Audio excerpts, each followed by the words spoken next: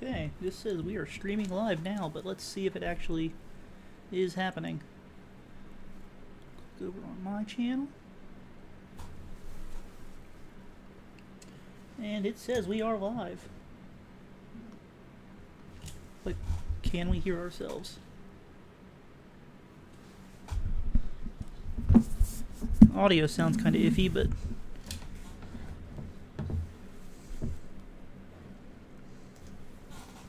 alright.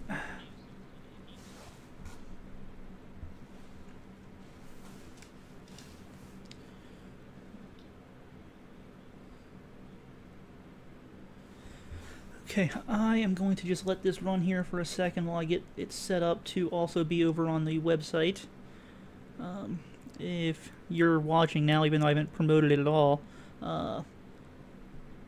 mostly talking about the draft, but if you were going to ask about any Reds related thing, I'll answer that, but just give me a couple seconds to get this over on the website real quick, and then we will jump right on in here.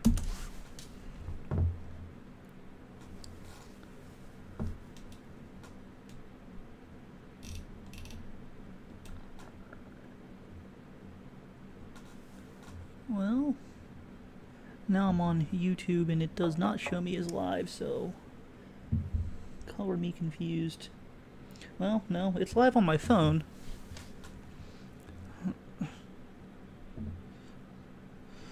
Oh.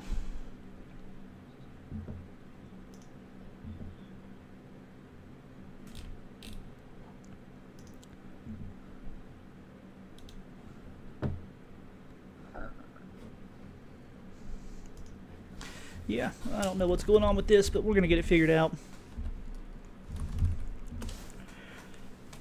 Let's see. There's no real draft news, so to speak, because with where the Reds are drafting, you kind of just have to wait and see, but the last thing that we kind of saw was that Casey Mize in Detroit really, he kind of just been going back and forth over signing bonus demands at #1, and obviously that's going to affect what happens with the Reds. If they don't take Mize, he's going to fall, which will push somebody else back, and maybe somebody will be there for the Reds that they weren't expecting to be there. But with Baseball America and MLB Pipeline, both Jonathan Mayo and Jim Callis projecting Jonathan India to be at the Reds, or be the Reds pick, I think that it's probably safe to say that that's going to be their pick. If it was only one or two of the guys, then maybe we wouldn't feel as comfortable with that. But when all three of them are saying the same thing, that usually means something. So that's what I would go with right now. Not entirely thrilled about that idea. It's not the worst pick they could make either. I think that it's the right range for him, but you know, I've said it before and I'll say it again. I'm not thrilled with this draft and how it kind of looks right now. So I don't know. We'll have to see, and it's going to take quite a while to figure it all out. Usually, you don't know how good a draft is going to be until, 7, 8, 9 years down the road. But I don't know. You just kind of look at the draft right now, and it just seems that there's a lot of question marks beyond Casey Mize at #1. I don't know, but all right. I'm going to publish this over on the site real quick, and then we'll kind of jump on in.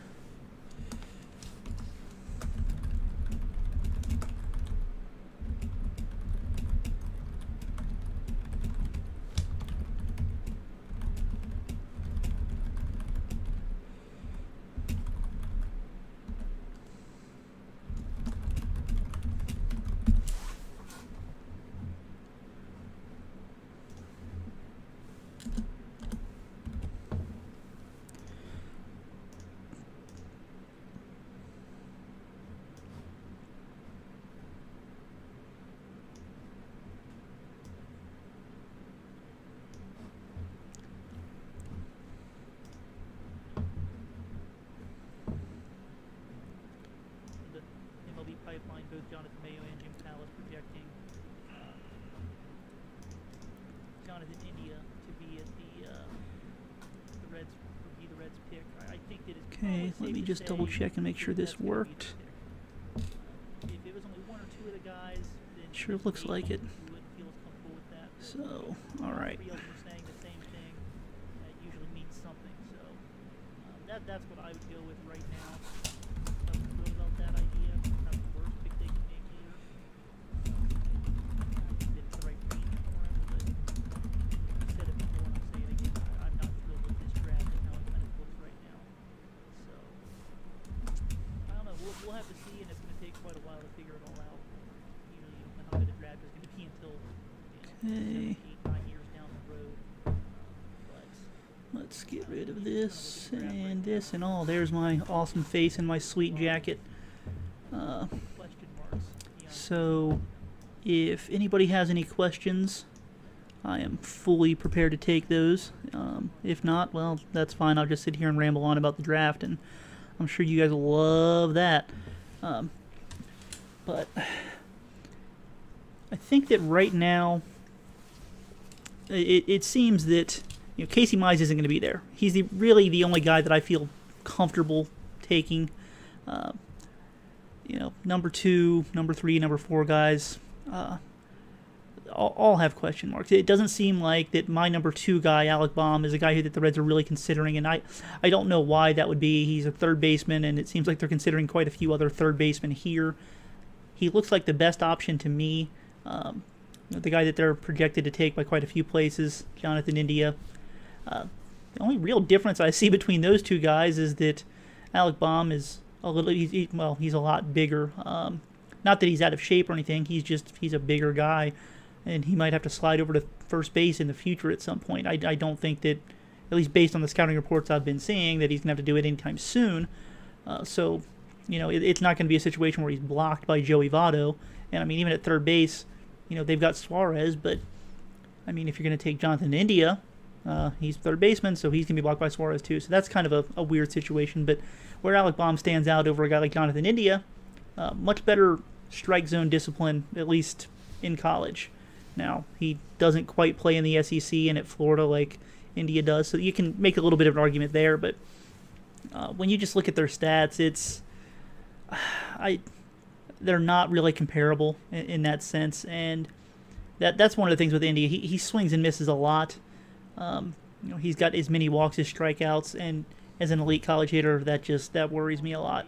I just don't like seeing that from a junior who's supposed to be an elite bat. If you look back at the history of the draft, it's usually guys that are, almost 2-to-1 or better walk to strikeouts. Nick Senzel last year was almost he was pretty much at 2-to-1.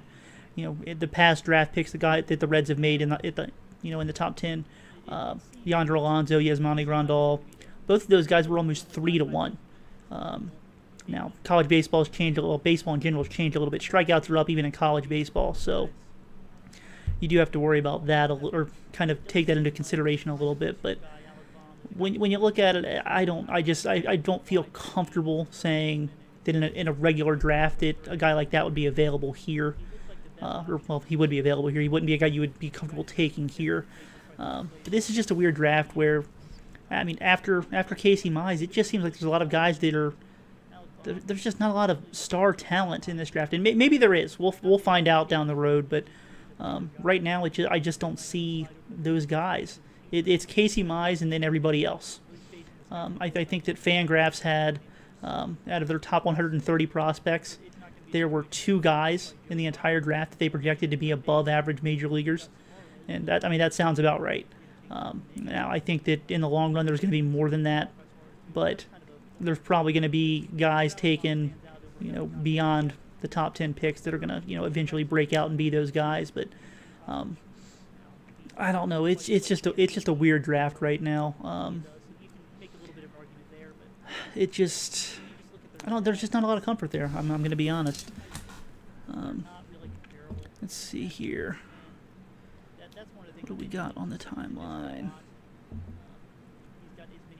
Yeah, Kylie McDaniel of Fangraphs. He used to work in the Braves front office. He was a former scout for a few different teams before that.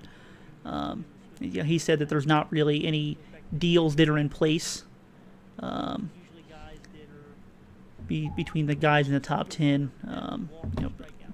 Agents and players are kind of not really wanting to agree to things right now because, nobody really knows how things are going to play out. I think that maybe as we get really close to draft time, I mean it's 5:11 now, so we're less than 2 hours away from the draft. So maybe in the next hour-ish, we'll start to maybe hear some more rumbling. It's been really quiet today when it comes to hearing rumors. I mean, I think there's really only been rumors as far as things go with just Casey Mize. I mean, you really haven't heard anything else with any other players. Late last night there was rumors about Kyler Murray out of Oklahoma, or was it Oklahoma State? I don't remember. One of those two schools. He's a quarterback. He plays football and he played baseball this year for the first time. He got a full season in. And that was actually a Reds rumor. Apparently they're one of the teams that reportedly were rumored to be kind of trying to get him to fall to them in the second round and pay him a big bonus. The Reds have denied that rumor, but I don't know. We'll see how that one plays out. But if they take somebody that looks like a guy who's going to be an underslot, probably by a couple million, then there probably was something to that rumor. But we got about 2 hours till we find that one out. And yes, Red Legs Radio Report. My blazer is some sort of Christmas sweater themed. There's a Yeti somewhere on here. Yeah. It's pretty sweet. I got the whole get up for like $30. It's got a pants and tie that also match this, but yeah, I didn't feel like putting those on. Let's see. Kevin's actually in the chat hanging out. I love the idea of getting Madrigal. Seems like a top-notch hitting prospect. That being said, why do the Cardinals continue to get competitive round picks? The competitive round picks are based on market size and revenue. While the Cardinals definitely get more revenue, they definitely fit into the market size. They are a small market when we consider televisions. Definitely not when we consider revenue, but so that's why they get some of the competitive round picks, along with teams like the Reds. With Nick Madrigal, he's one of the guys that they've been linked to the Reds quite a bit. I'm just not sold on it. I'm not. When you've got a guy who's 5'8", 165 pounds, soaking wet, I just have problems seeing a guy like that hitting in the major leagues. I mean, yes, he's got elite bat-to-ball skills. Well, so does Jose Peraza. And Jose Peraza's 6', 195. And he still can't hit for power. Now, there are plenty of guys that are that size that can hit for power and do hit for power. But when we're talking about a guy like Madrigal, I mean, if you're going to make that much contact and you don't hit for power with aluminum bats, I don't know. That's a tough sell for me. It really is. And actually, my alarm just went off on my phone here. I actually do have a radio thing that I need to do at 5:20-ish. So I'll leave this live, but you guys will definitely only hear my end of this conversation. I'll be going on 15:30 in Cincinnati. You can listen online at, I don't know. Let me copy this link and I'll paste it in the chat if anybody wants to listen to it here in a second. Let me see here. I've got to sign in on the other computer or browser.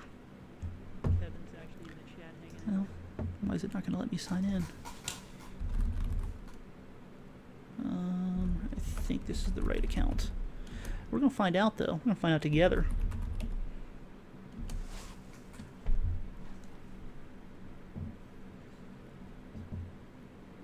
Yes, that was the right account. Okay. So, there's the link to listen. I just posted it in the chat. And that'll be coming up in a couple of minutes here. Let's see. Yeah, Tyler, I'm with you. I'm not high on Madrigal or this draft really. I just feel like there's so many questions with everybody. I mean, my number 2 guy in this draft is Alec Bomba, and I believe in the bat. But if you've got to slide over to first base in your 20s, I mean, are you really worth the number 2 pick? I mean, yes, you can always have that guy. If you're going to be Joey Votto, Albert Pujols, I mean, heck, you don't even need to be somebody that good. But you probably need to be an all-star level player, even if you're not an all-star, if you're going to be the number 2 overall pick, right? Well, there's not many of those guys at first base. I feel comfortable saying that he's the number 2 guy in the draft. So I don't know. I'm with you on that one, Tyler. The depth here is good, but that's something that is better for you when you're drafting further down in the draft rather than when you've got a top 5 pick. In the top 5 pick, you really want to be trying to get real difference makers, guys that are going to be at least in theory, you're hoping for perennial all-stars. And I just don't see those kinds of guys in this draft. Now, I mean, I think that Casey Mize can be, I mean, even Casey Mize, guys I feel very confident is the best player in this draft. I don't think he'd go number 1 in most drafts. I don't think he would have gone number 1 last year, unless it was because of, a signing reason. I mean, the number 1 player in last year's draft didn't go number 1. Hunter Green went number 2.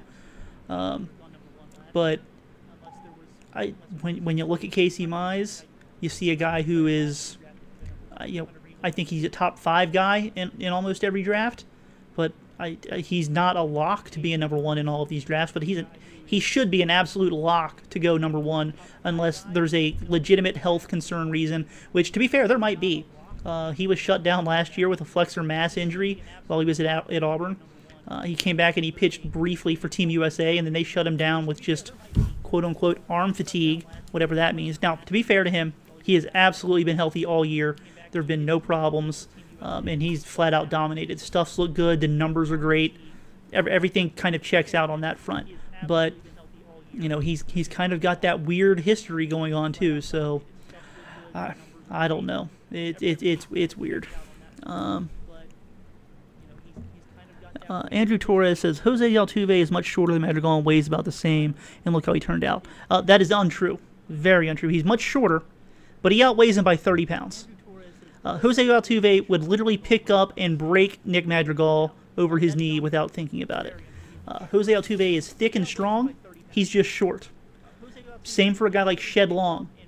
Shed's short. Shed will break you in half, though. He is a thick, strong guy.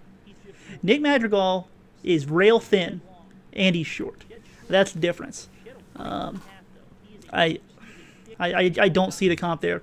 The guy that I've seen most body type wise is Red Sox outfielder Dustin Pedroia. I think that's more apt. And to be fair, I mean, Pedroia has played very well. He's a very good player. But I think that when you get guys like that, you don't want to buy the idea that this guy's going to be the outlier to everybody that fits. And that's kind of where I'm at with Nick Madrigal. I don't want to have to hope that he's the guy that breaks the rule. I just feel much more comfortable with a guy who not only looks the part, but has the numbers to back it up. And to be fair, in this draft, I'm not sure that there's too many of those guys. But I don't think Nick Madrigal's got... I mean, the numbers aren't there for him either. Cool, he hits 400. TJ Friedl hit 400. Now, different conference, I get that. But, TJ Friedel's a bigger guy than Nick Madrigal. Hit 400, and he hit for way more power in college, too. I like TJ Friedl, but I wouldn't be picking TJ Friedl 5th overall. The scouting reports on Madrigal are better than the ones that were on Friedl. But I just call it some sort of bias if you want to, and I'm fine with that. But 5'8", 165, just it frightens me. I don't want to have to rely on him being just the absolute outlier of all outliers. So, Jonathan India worries me because of the strikeouts, but other than that, he looks really solid. I agree. I wouldn't be upset if they wound up with Jonathan India. The power's real. I think the athleticism is there.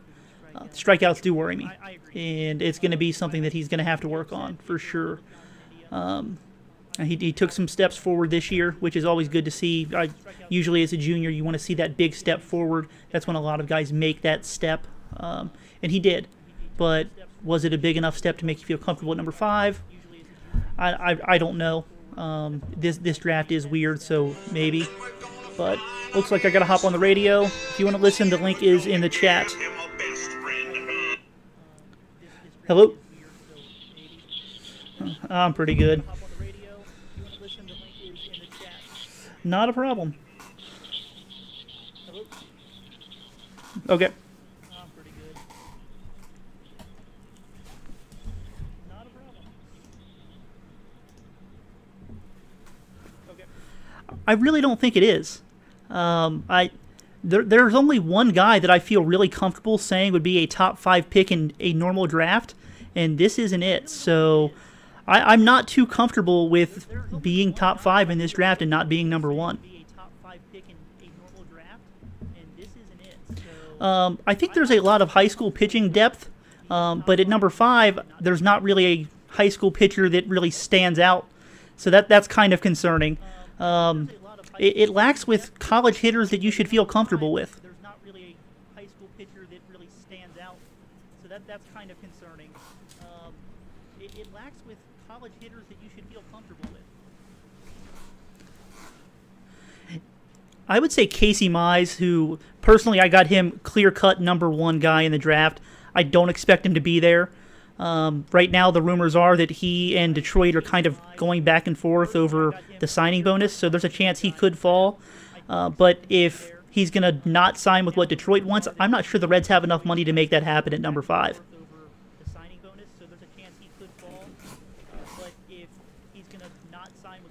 The guy that they seem to be connected to the most right now is Florida third baseman Jonathan India. He's hit very well this year. Lots of power, kind of big explosion of power for him this year. Some scouts believe he can move over to second base. There's a very, very small select few people that think maybe there's a chance he could play shortstop.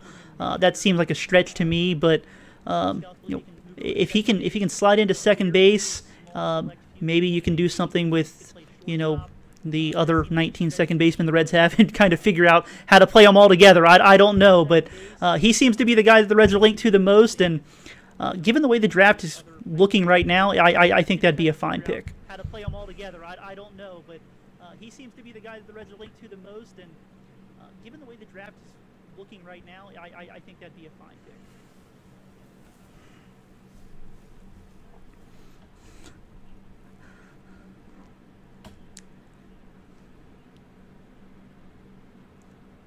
No, it's not. And, the Major League Baseball draft is a lot different than your other sports drafts because those guys come straight from college and they go right to the pros. And they step in and they're usually ready to play right away. I know that here in Cincinnati we kind of wonder about that with John Ross from last year. But, in baseball it usually takes, even the best college players are usually 2 years away from being drafted to playing in the major leagues. And, things change. Guys get hurt, guys get traded, some guys outgrow positions. You don't really know what you're going to need 2 to 5 years down the road when the guy you take this year is going to be ready to step into the major leagues. So generally teams just take the best player available, especially early on in the draft, and just figure it out later. If you wind up with a situation where you've got, say, Yasmani Grandal and Devin Mesoraco, both guys that are, on the verge of being major league players, you figure out which one you want to keep and you trade one for somebody that you need.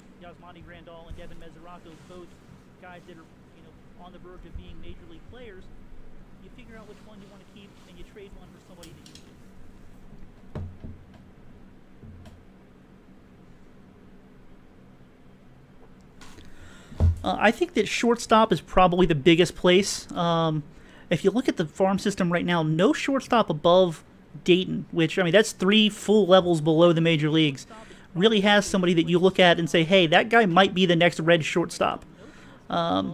It's a really big hole, and, if you look at the major league level, that's a spot they need there, too.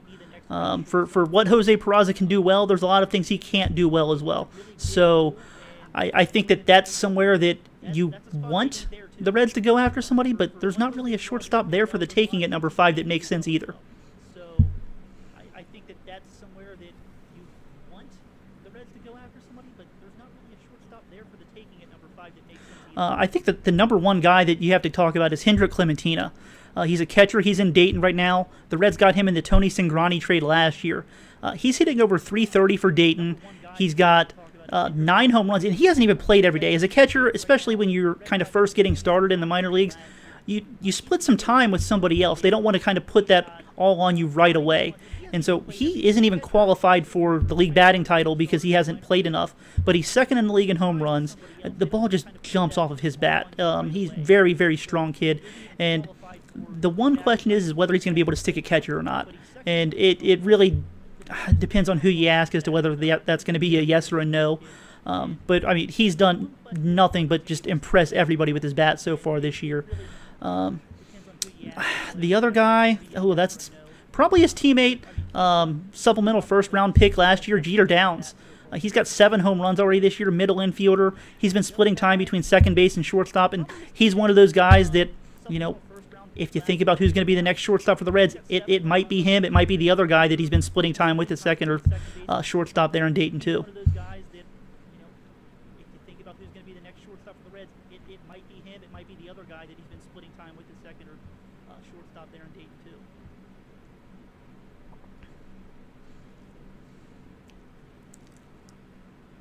You know, I was there yesterday, Mo, and I've only missed one of his starts at home in Dayton so far. I think the biggest adjustment he's made is kind of figuring out how to attack hitters better. Over the past 3 or 4 starts, he's been a lot more fastball heavy the first time through the lineup and just kind of establishing that. And then in mixing things in, both the slider and the changeup the second and third time through the order. You know, the one thing that he needs to work on is finding more consistency with the fastball in terms of the movement that he gets on it. You know, if you head over to RedsMinorLeagues.com right now, there's some video up. He throws a 99-mile-an-hour fastball. It's got really good movement on it. But earlier in the game, he was throwing some at 94 and 95 that they were flat. And those are the ones that kind of got hit around earlier in the season when he was struggling, is there was a lot more of those kinds of pitches. Now, they were a little bit harder than 94, 95 early in the season, and most of his pitches are. But he's been getting a little bit more movement on the pitches of late, and I think that's what's really kind of been the difference between the last 5 starts and the first 5 starts he made this season. Yeah, you know, all the hits haven't really found the grass yet. I think he went 0 for 4 in his first night back, and he's had a hit in every game since. But in that 0 for 4, 3 of those were very hard hit balls. They just haven't even right at guys. Yeah, I've continued to say it all year. I think that he's ready to step into the major leagues right now if they had a place to play him. And I understand them not bringing him up and just kind of sitting him on the bench, because you're not gonna sit Scooter Gennett right now. That guy's just absolutely on fire. So it's understandable why the Reds haven't brought up Nick Senzel, but I think that he's a major leaguer right now playing in AAA. That guy's just absolutely on fire. So it's understandable why the Reds haven't brought up Nick Senzel, but I think that he's a major leaguer right now playing. Every day you get awesome notes about the games from the night before, a lot more in-depth stuff than you get on the website. Just kind of a rundown of who did what and just extra notes on the players from the games.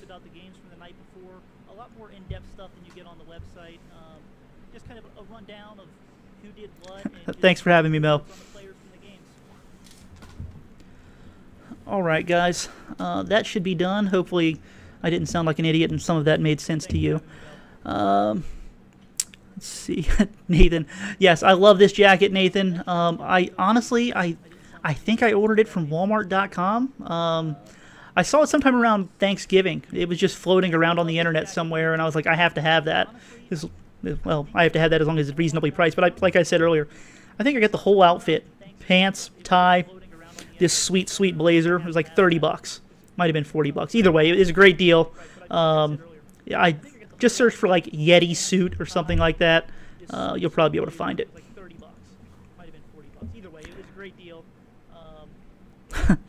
Yeah, Tyler noted in the chat that Madrigal hasn't shown the power to this point, and that's really the only problem with him. And you know, I agree, but not showing power is a big problem, especially when you are 20, 21 years old and you haven't really shown much power yet.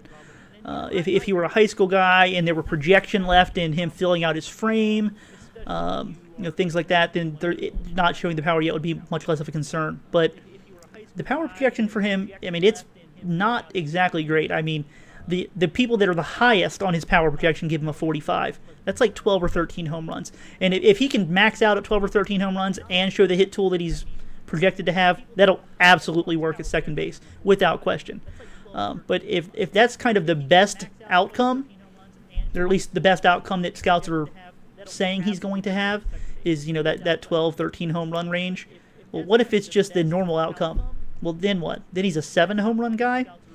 It's really, really, really difficult to be a quality major league hitter when you're hitting 7 home runs a year. That's not to say you can't be that, but again, it comes back to me and that whole idea of you are drafting a guy 5th overall and you're expecting him to be that outlier. I just don't like that idea. It doesn't really make sense to me that you would want to put so much risk into that. There are other guys that are. I just feel safer. I feel safer with guys that can hit for power, that are going to draw more walks. They don't need to be as reliant on their batting average. I mean, I hate to harp on Jose Peraza, but look at Jose Peraza. He's a guy who, elite contact skills, he can make contact with anything, but because of that, he swings at a lot of stuff because he knows he can hit it, but there's a difference between hitting the ball and hitting the ball. And Jose Peraza doesn't really hit the ball. And so I just think that guys that have to rely on hitting 300, there's a problem there. And I just get the feeling that that's what Madrigal is. He's gonna be a guy that's gonna have to hit you 300 every single year to be a solid player. I don't feel comfortable taking guys like that. Give me a guy who's gonna hit you 250 but hit 25 home runs. That guy's probably gonna be a lot more productive at the plate. Now with Madrigal, there is a difference. You know, he's a very, very good defender at second base. Some people even think there might be a chance that he could play shortstop. If you're a team that's convinced, and you better be convinced that he can play shortstop, then I'd feel a lot more comfortable taking him at number 5. I just haven't seen enough reports of people that I trust that are confident that he can do that. As a second baseman, second base is still up the middle. There's still defensive value to be had there, but that's a far cry from being a shortstop. If you're not going to be a shortstop, going anywhere else on the field, well, okay, if you go to center field, that's also kind of in that same line. But if you're going to stick anywhere else on the infield, that's a pretty big downgrade defensively. So if you're not a team that's convinced that he's going to be a shortstop, I'm not taking him at number 5. I just couldn't do it. I don't trust the offensive skill set that he has enough at second base, even as a very good defender at second base, to say that this guy should be the number 5 overall pick.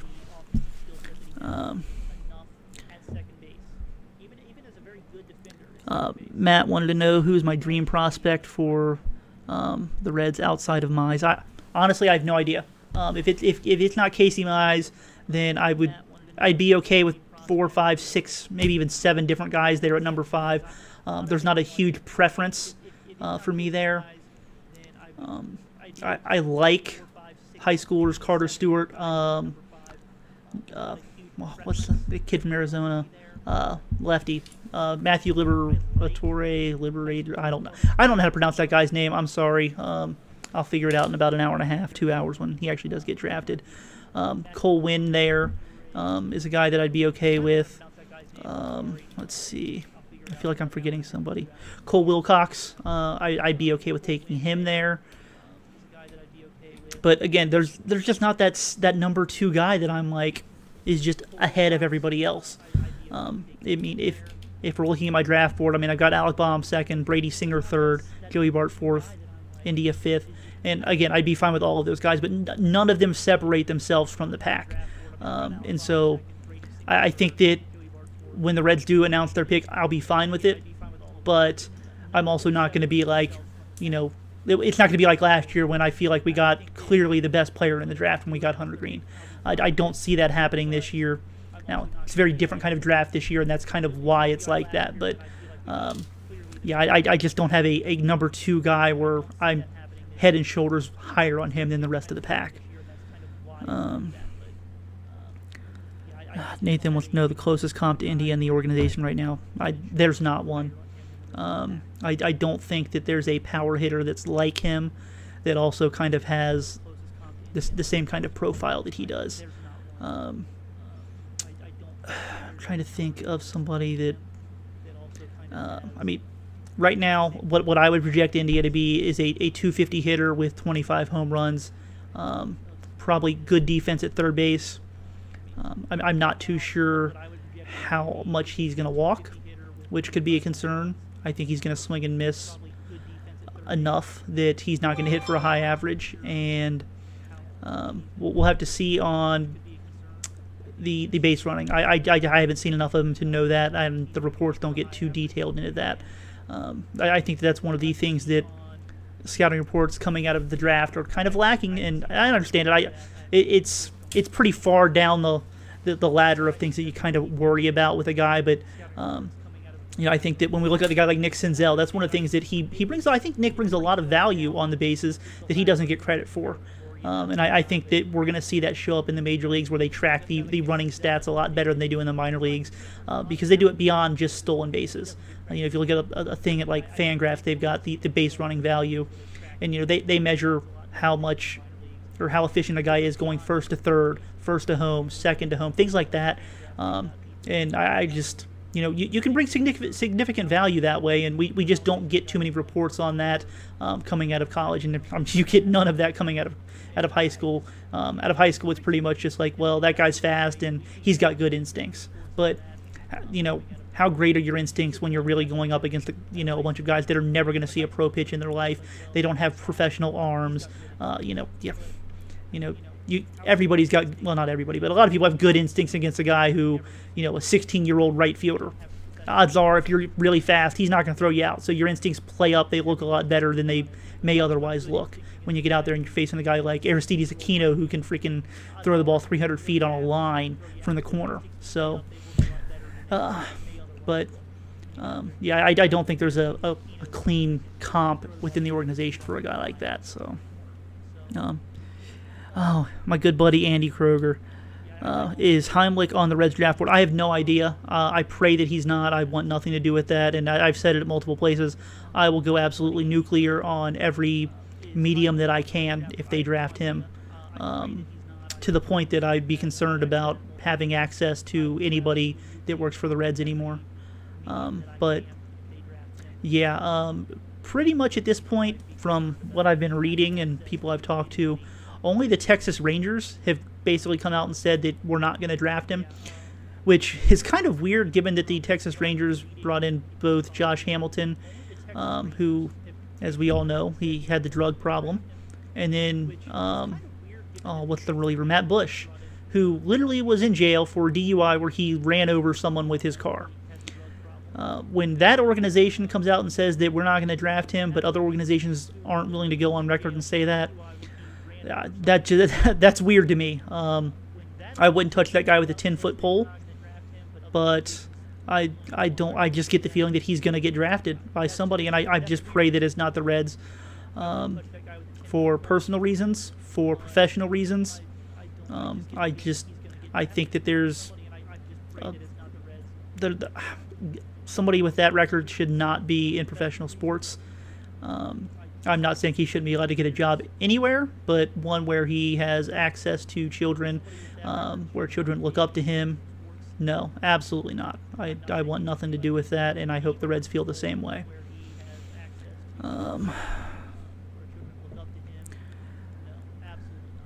John wants to know if I would be angry if they drafted Grayson Rodriguez to save money for the second round. Yes and no. I trust, and I know some people are going to tell me I'm crazy for this, but I trust Chris Buckley and his scouts to make the right pick in the first round. I do. I think that they've done well enough that they get it right more often than they don't. They may not make the perfect pick. There may have been somebody that was a little bit better that turned out to be a little bit better, whatever. Generally speaking, they pick somebody who turns out to be a major leaguer, at least even a useful major leaguer, not a guy that's just going to get a cup of coffee. And that's better than most of the league. It really is. I think that where the Reds have struggled is getting that guy who's going to be, or who has turned into a superstar. They haven't gotten that, and I think that kind of colors things a little bit differently for a lot of people when they start talking about the Reds draft success, failure, all of that, is because you can't point out that one guy and be like, well, like let's take the Giants, for example. They've got Buster Posey. When you get a superstar like that, it covers up a lot of different mistakes, because you can be like, well, we've got Buster Posey. The Reds don't have that guy. They've drafted several All-Stars, in the first round. You've got Todd Frazier, Yasmani Grandal, who wasn't an all-star for the Reds, but he was an all-star. I feel like I'm forgetting somebody. Devin Mesoraco. Very short-lived peak because of the injuries. And it took him a little bit of time to get there, too, because he basically played 35% of the time the first 2 years he was in the majors. But I think that generally speaking, they've done all right. They just don't have that superstar to fall back on. And I think that kind of colors them a little bit differently than some people say. So if that's the guy that they truly believe is the number 5, number 6, number 7 guy, and they can save some money that way, sure. If they're taking that guy and he's 17th on their draft board and they're doing it to save money to try and push somebody back, I don't like that. Now, they did it a couple years ago, and I don't think they really did it that way. But I think it just worked out well for them. But they got Taylor Trammell at number 35 because they were able to sign Nick Senzel at number 2 for a little bit below slot. But I fully believe that they had Nick Senzel number 1 on their board. So while they did get a discount, so to speak, and they saved money, they got the guy that they wanted. They got the guy that was rated high on their board. If you're just doing it to save money, I think it's a mistake. The draft is too fickle. Too many guys miss. Even guys that you were convinced aren't going to miss. Things happen.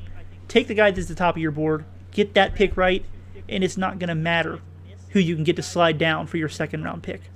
Now, another thing to worry about is they don't have a supplemental first-round pick this year. A few other teams between them do. So even if your plan goes right with your first-round pick and, you can get whoever at number 5 and save $3 million to try and push somebody back. What's to say the guys that are drafting in the 30s that have that first-round supplemental pick aren't trying to do the same thing? And they do that, and they take your guy. Well, now you took the guy that's number 12 on your draft board, and you got all this money, but you've got to also now select somebody in the second round that you just have as your second-round pick. So now you're getting 2 lesser players instead of getting just 1 higher-end player. There's too much risk for that for me. I wouldn't do it. As I said, if they can save money taking the guy that they feel is the number 5, 6, 7 guy on their board at number 5, great. Absolutely, I have no problem with that. And if a guy like Grayson Rodriguez is that guy, then that's fine. But if you're taking a guy who you have ranked 12th, 13th, whatever, just to try and save money, don't like it. I wouldn't do it. I think it's way too risky. Just get the number 5 pick right, and you'll be fine. Matt wants to know if drafting Kyler is worth the risk. It depends. If you can find the money to make it work, sure. He's an incredibly athletic guy. He's very raw, so you're probably going to have to wait a little bit on his development compared to a normal college guy. But, yeah, I think that the upside is definitely there. And if you can find the money without totally screwing over your number 5 pick, like we were just talking about, drafting a guy who isn't anywhere near your number 5 overall guy on your draft board. If you can,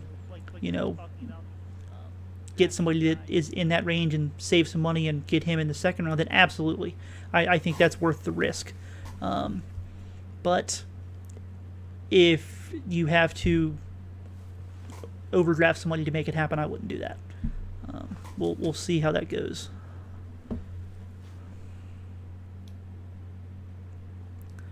Let's see. Okay. My chat just stopped working for. Okay, there we go. We're back.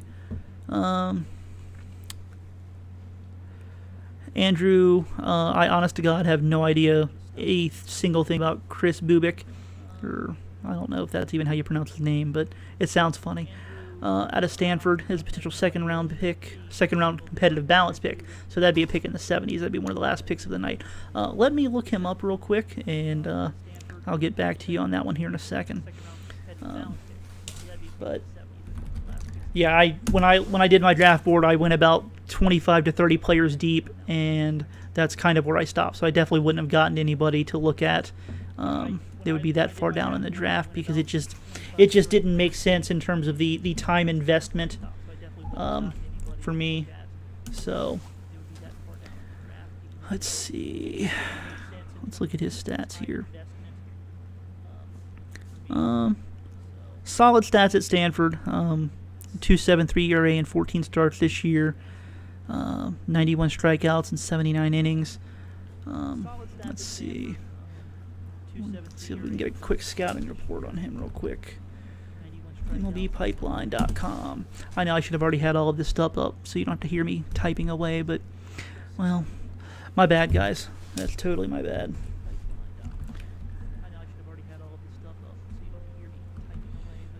If I could spell, it would also help. Okay, so he's the number 49 guy on MLB Pipeline, so he may not be there in the supplemental second round. He might be a guy you'd have to take with your second overall pick. Looks like he's got a good fastball, really good changeup, good control, good curveball, lefty. Now, assuming that the MLB Pipeline scouting report is correct, I think it'd be a fine pick. I mean, even if you took him at with your second round pick rather than your compensation round second pick, I think that he fits all the boxes that you would want to see out of a second round pick there. He pitched well in the Cape Cod League as well, and that seems like something that the Reds really kind of. I mean, I don't want to say that they're the only ones that fall on that, because a lot of teams really like to see guys that can perform well in the Cape Cod League. One, hitters get to use wooden bats there, but two, pitchers have to face, more consistent top-end future professional talent than they were going to face in most of the conferences around college baseball now. In the Pac-12 now, that may not be the case because they're a pretty good baseball conference, but. Yeah, he looks like a guy that he kind of checks off a lot of those boxes. So yeah, I think that he'd be a solid pick there, especially if you get him in the competitive balance round at number 2. Brooks, didn't we draft Votto though? Yes, the Reds did draft Votto, but the current people in charge did not draft Votto. Now, just to kind of put it out there, general managers tend to get credit or flack for the draft, but 99% of the time, they have very little to do with the draft. It's all falls back on the scouting director, and that's not to say that these guys don't get out and see these players. Dick Williams was at the Florida-Auburn matchup it was probably a month ago at this point, between Casey Mize and Brady Singer. But so was Chris Buckley, and Chris Buckley's been running the draft for the Reds since 2006. He came over from Toronto, where he was doing the same thing for them before that. So. When you kind of talk about who the Reds have drafted, you kind of want to only go back to 2006 because that's when Chris Buckley took over. And while he's definitely had scouts come and go in that time, generally speaking, he's the guy that runs the show, and the general manager's taking his word. And granted, he's taking the word of his scouts. Now, that's not to say Chris isn't going out and seeing these guys, especially the first, second rounders. He's definitely going to go out and see guys that are in competition for those spots from his scouts, and taking the word of the national cross checkers and stuff like that. But I'd really only go back to 2006 when talking about who this current crew has drafted, because before that it was Terry Reynolds for a couple of years, and I honestly don't even know who was running the farm system before, or not the farm system, the draft before Terry Reynolds in 2004. So. Yes, they did draft Votto, but nobody really working with the Reds right now had anything to do with that.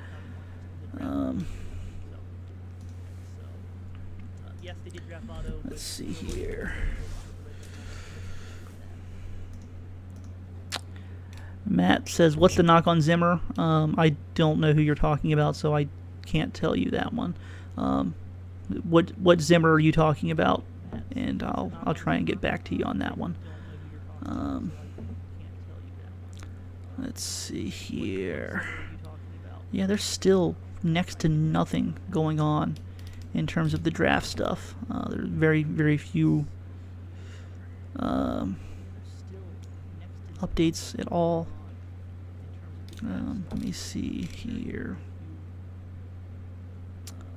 Yeah, I mean, there's I've got a timeline set up in TweetDeck for all the people that cover the draft, and there's literally 2 tweets in the last hour, and only one of them is actually draft related, and it's just asking for draft questions.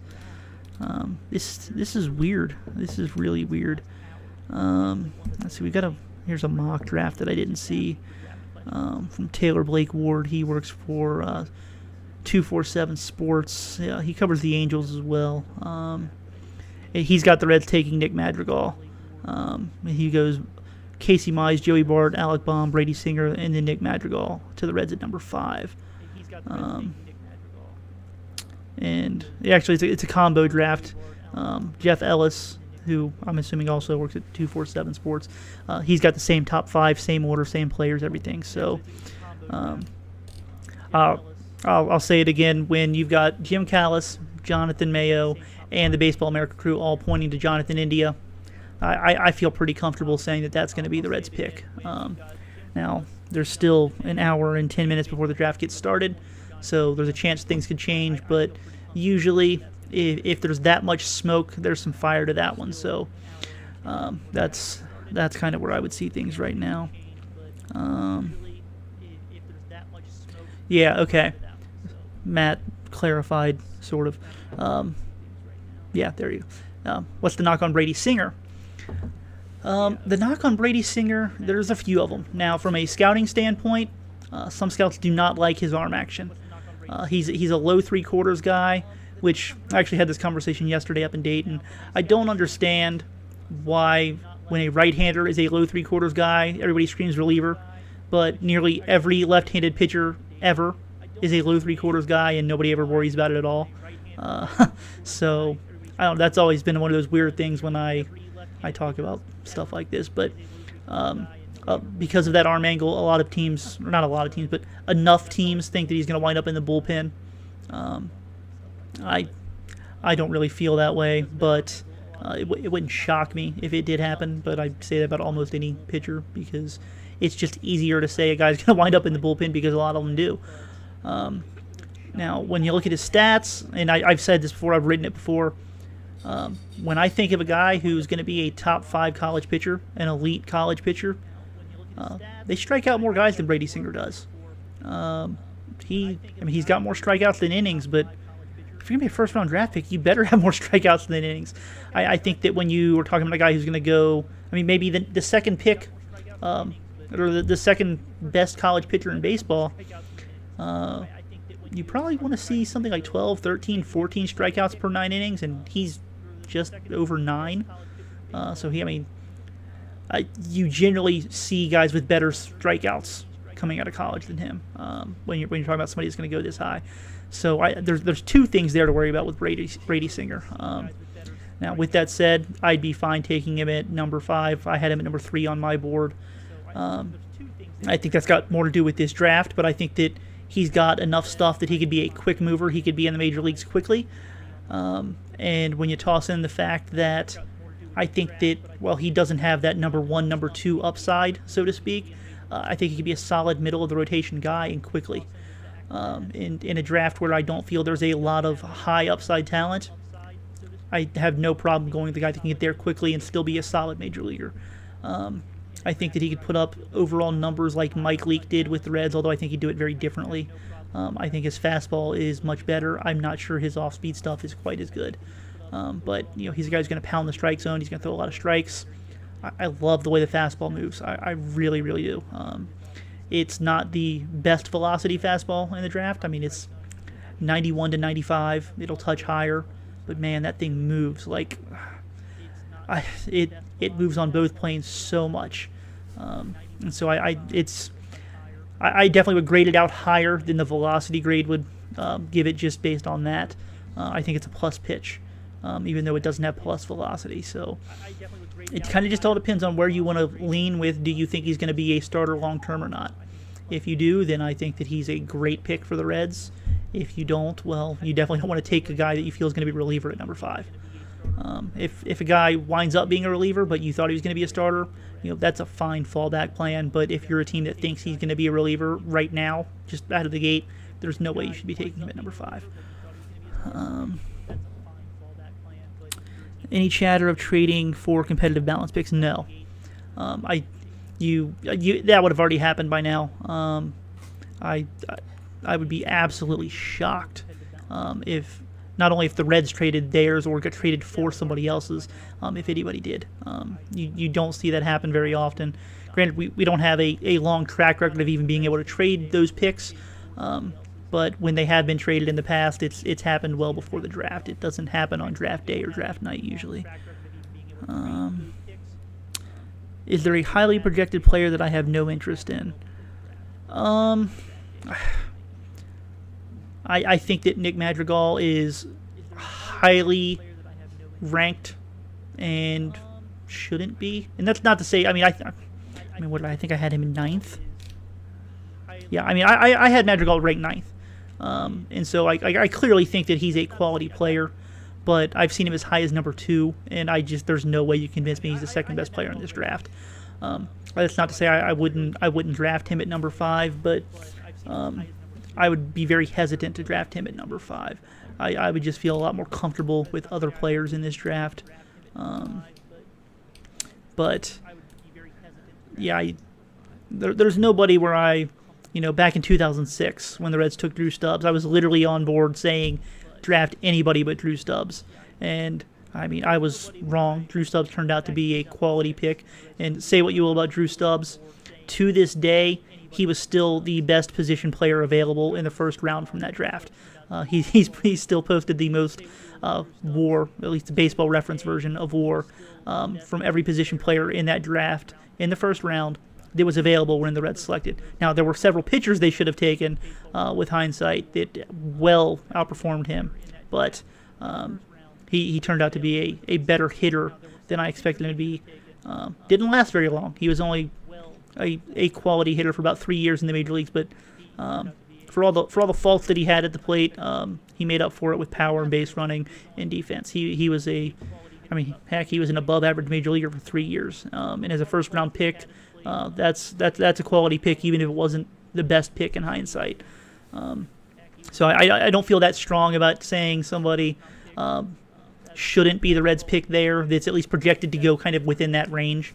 But I think that Madrigal's the guy that I've got the most uneasy feeling about among the guys that are going to be available there or could be. I mean, there's been talk that he might go number 2 or number 3 or number 4. So he may not even be available for the Reds there. But if he is and they select him, I won't hate the pick, but it'll be one where I'm a little bit uncomfortable, and I'm hoping that I'm wrong once again on that pick. But we will see. Andy wants to know, depending on who they pick, do I see him going to Greenville or Billings? And yeah, I think that it all just depends on who they pick. I would imagine that if it's going to be somebody who even winds up at either one of those places, I think if they took a high school guy, depending if it were a pitcher, I'd be surprised if they went to either one of those. I think they keep him back in Arizona at least to start.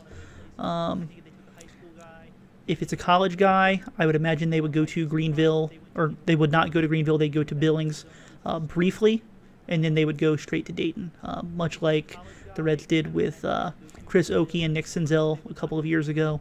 If they're not going to sign immediately, and depending on who they take, they may not even be available because they may still be playing in college, that the Reds will, kind of let them get their feet wet in Billings, kind of get their timing back, things like that, and then push them up to Dayton. I don't think that Greenville is going to be one where you see first-round college guys go if they're taken in the top 10. Now, if the Reds get good again and can select in the 20s, then maybe you'll see kind of what they did with when they selected Todd Frazier out of Rutgers. They sent him to Billings. I would not be expecting a college guy in the first round to go to Greenville. We'll see though, but it just seems that this is not official. This is just kind of the feeling that I get from talking to people within the Reds organization. That the Billings franchise is going to be the one that is more established in terms of where they're going to send the higher end guys than Greenville. I think that Greenville is going to be that in-between stop between the Arizona Rookie League and Billings. And so when you're talking about drafting a college guy in the top 10, they're probably going to be way too advanced for Greenville. So, heck, they're probably going to be too advanced for Billings too. But I just think that if they're going to see some time in rookie ball, it's going to be with Billings. Let's see. Michael Parker, does our first round pick this year give us any insight to the front office game plan for future trades? No, I don't think so. You don't really draft for need. You kind of just take the guy that you think is going to be the best future major leaguer and figure it out further down the line. There's so many things that can go wrong with the development of a player. Pitchers get hurt, and they're never the same after that sometimes. We've come a long way in the last 20 years, but you know we can usually fix elbows. We still have no idea how to fix shoulders. I mean, it's probably 90-10 on fixing elbows and guys coming back, but with shoulders, it's still probably 30-70. Most guys don't come back to being the guy that they were after they hurt their shoulder. And I think that when it's coming down to position guys, they're a lot safer because, well, they don't get hurt and miss entire seasons usually. But I mean, even guys that seem like they can't miss, they still miss way more than you'd expect. So you definitely don't draft for need. You just hope that the guy you draft turns out to be who he is or who you thought he was. And if he's blocked, then you know he's still going to be plenty valuable on the trade market. And if he's not blocked, well, then awesome. Call him up and start him and deal with it that way.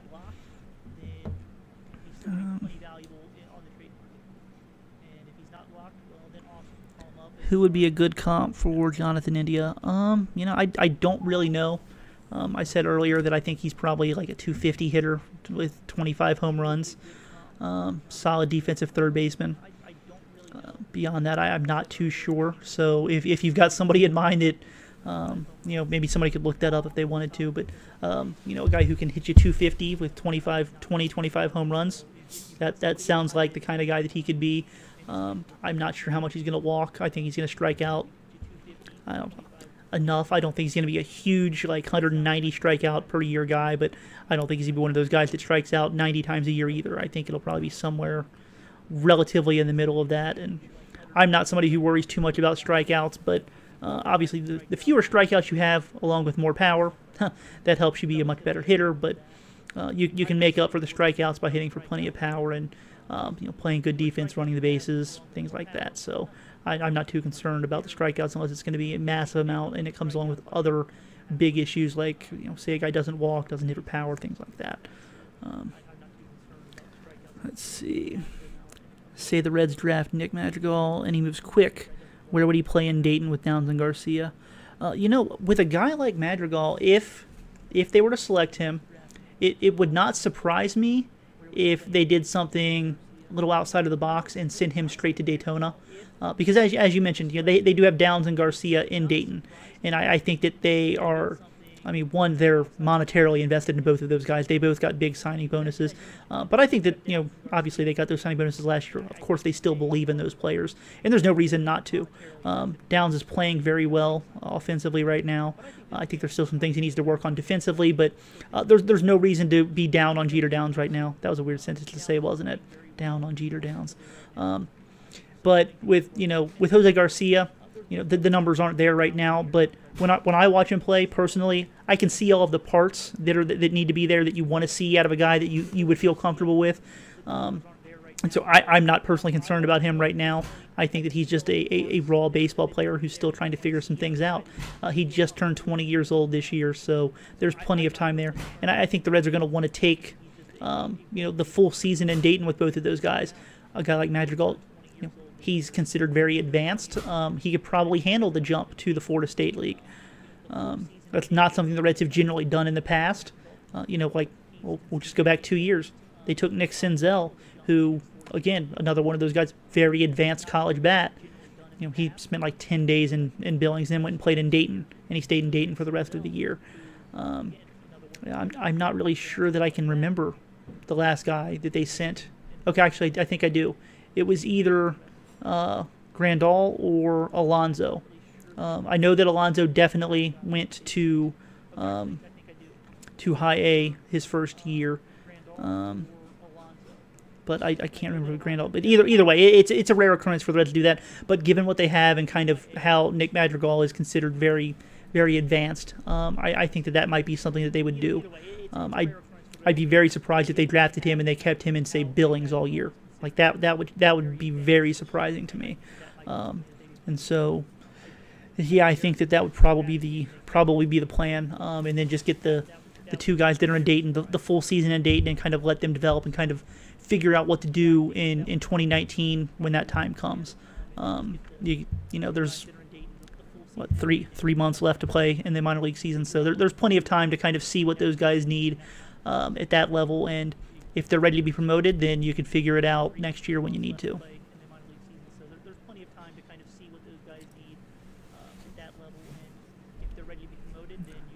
Living in Dayton, I'd love to see our pick again. I don't know what that means. I'm sorry, Matt. You're gonna have to explain that one. I do not know what that one means. Let's see. I don't know what that means. Apparently, you can watch live draft coverage on MLB Network and on TV right now. So I'm gonna copy this link for you guys over here in the chat, and you can watch. Oh, well, actually, let me double check and make sure this link actually works before I throw it in the chat for you guys and send you off somewhere to not do anything and not watch me. But these guys are actually, I think they're actually at the draft, so they might actually be able to have some insights that I don't. And they are, but be warned. Be warned.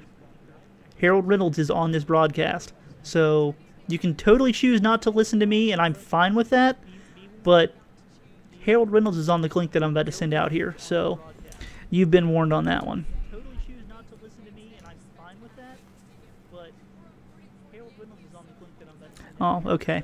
Yeah, Matt just wants to see draft pick wind up with the Dragons again.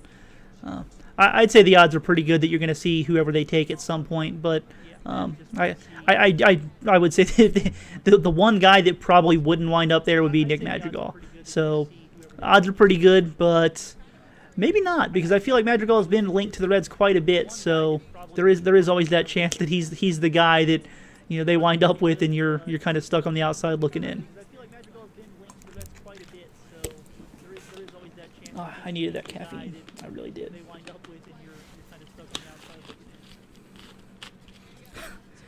Brooks, glad I'm not the only guy that can't stand Harold. Yeah, there's quite a few people, well, former people at ESPN that couldn't stand Harold Reynolds either. That's why he got fired. And yeah, we won't get into that too much.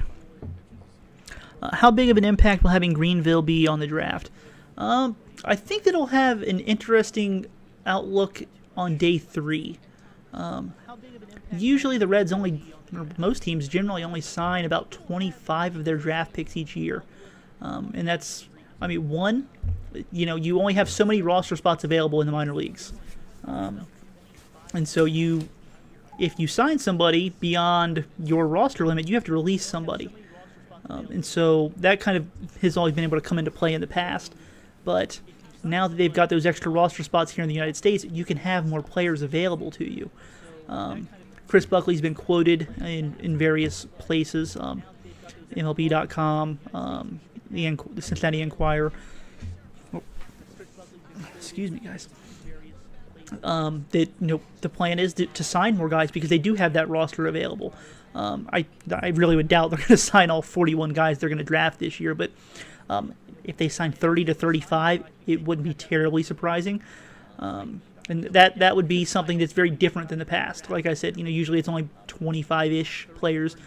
Sometimes it's a little bit less, sometimes a little bit more, but we're talking 2 or 3 in any given direction than that. So I think that it's going to give them, how do I want to say this? They're going to draft more guys that are actually signable. You're not going to see as many picks of, some scout's brother's son, which I guess would be a nephew or something. That you see a lot of those in rounds, 36, 37, 38, 39, 40. Basically, just somebody getting drafted because they're related to somebody, and there's literally no intention of ever signing this person.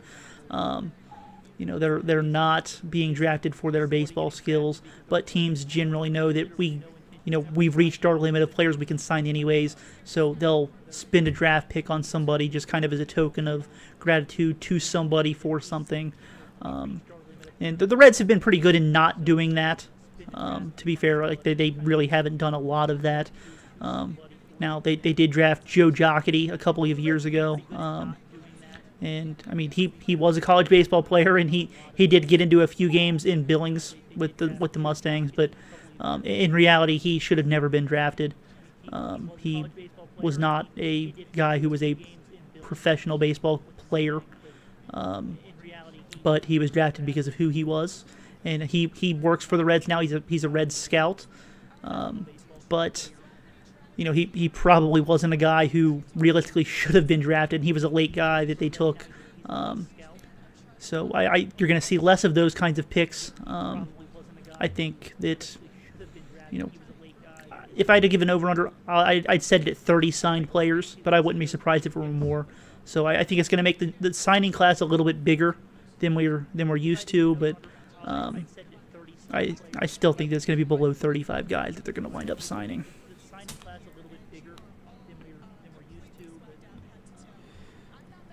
Okay, so Harold Reynolds is the king of bad draft comps. You know, he is, but, you know, I get it. I really do.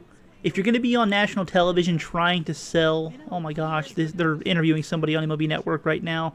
I've got the sound muted, but yeah, those shoes, man, those are interesting. But if you're going to be on national television trying to sell baseball's draft to people, you know, you can't sell somebody that the guy who's going to go number 5 overall has a comp of a guy who half of the audience has no idea who the guy plays for. And realistically, that's probably who the comp is for. If you're going to try and sell the sport, even though you're kind of lying to people by saying, you know, this guy's going to be, he's a comp to this superstar. You know, I get it. I understand why he would do it. And to be fair, when you are making these comps, you are generally going with, if everything goes right for this player, they can be like this guy. Now, the odds that somebody has everything go right for them are very, very small. So that's why when you see these comps and you look back at them 6 years later, you're like, what? Like, that doesn't make any sense. He's nowhere near this player. But generally speaking, when you're making that kind of comp, you're thinking that, okay, if this guy becomes everything he can be this guy. And they're probably not wrong when they say it like that, but they never say it like that. It's more of, oh, we think he'll be like this guy. Well, he's probably not going to be like that guy. That's if everything goes right for him, and, well, it usually doesn't.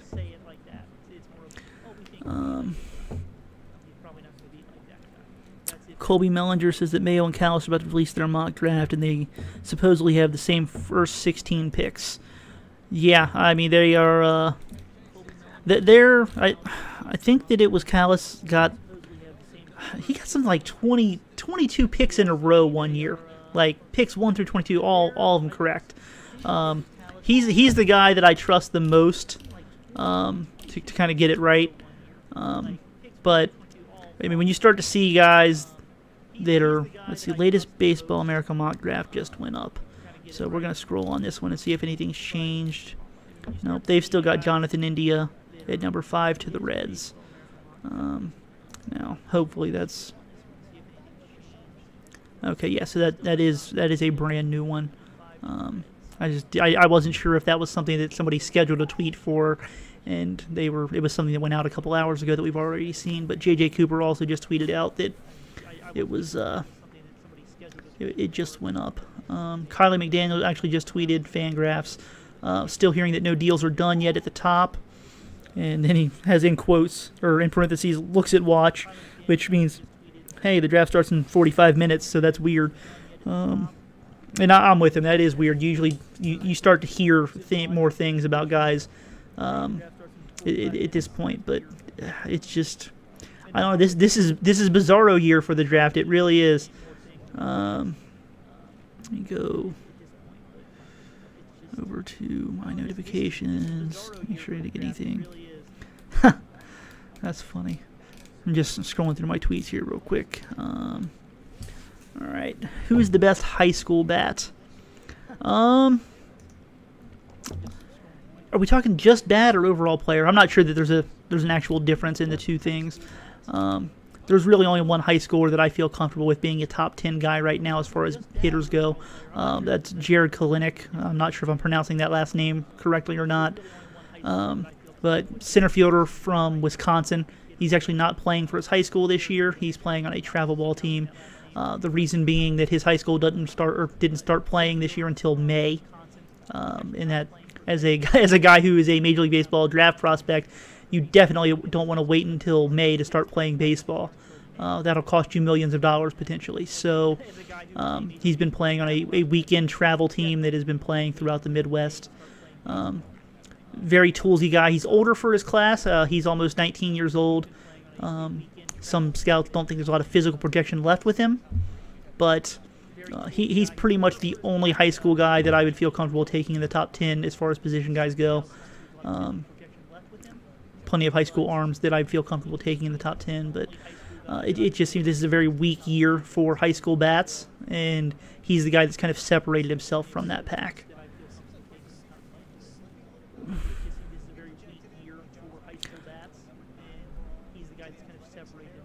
Let's see, Ryan.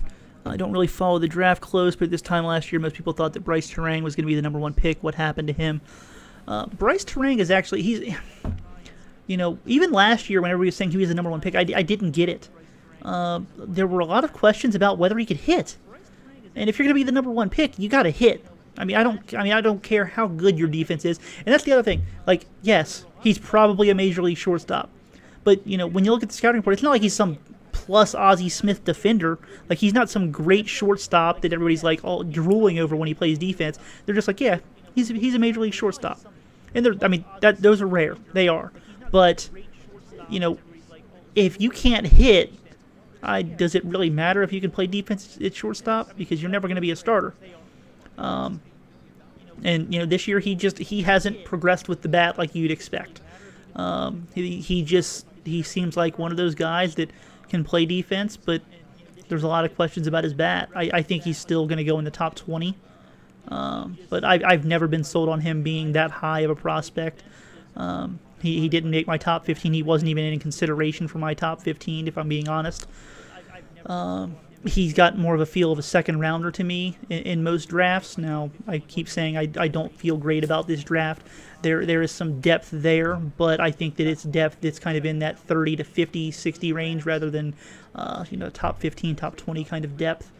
I don't know. I think that he's a guy who there's too many questions surrounding how much he's going to hit or if he's going to hit.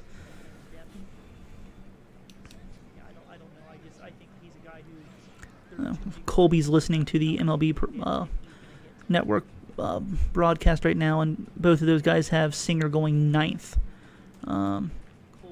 I don't have the sound on for that because I'm trying to listen to you guys. Well, not really listen to you guys, but I'm listening for alerts and stuff when people chime in the chat and when I get stuff on Twitter here and stuff like that. So I do not have that sound on. Plus, I don't want it to be broadcasting to the actual chat because there's some copyright issues with that one. Get another drink of this Mountain Dew real quick. I can feel my voice already starting to go a little bit, so that's great. I'm really looking forward to that. So I'm not seeing the MLB mock draft online right now. Am I just looking in the wrong place? Let me try this one. That's not how you spell that word, so that would not load the website.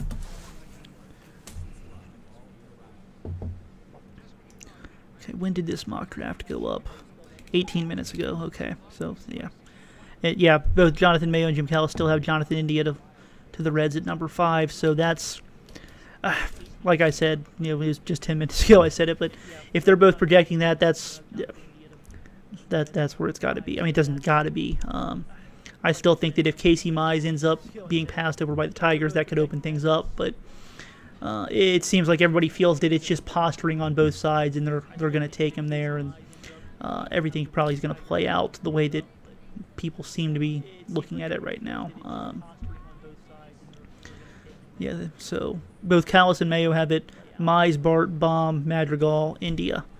And they're actually both in agreement until you get to 17 with the Angels, and then they've got 2 different picks for the Angels there. So yeah, there's not a lot coming out, but I guess what is coming out, everybody seems to kind of all be getting that same kind of information. So Yeah, there's not a lot coming out, but I guess what is coming out.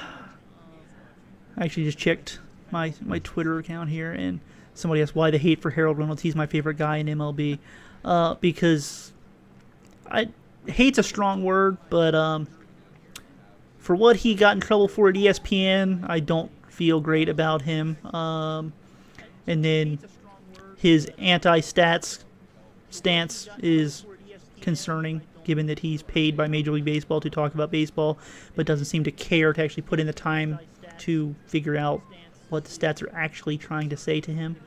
Or he's just a great supervillain on MLB Network who goes with the anti-stats crowd because that crowd still exists and they really like it when somebody agrees with them, even though they're wrong. But yeah. And David, I don't know if you were watching or not, because you did send this to me on Twitter, but the draft begins at 7 p.m., so I'll just send that to him real quick on Twitter.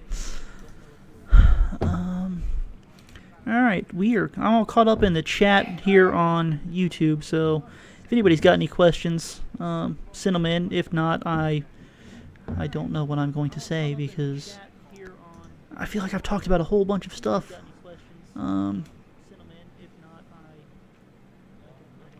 And unfortunately, there really is nothing going on rumor-wise. Here on the Twitter machine, I don't know.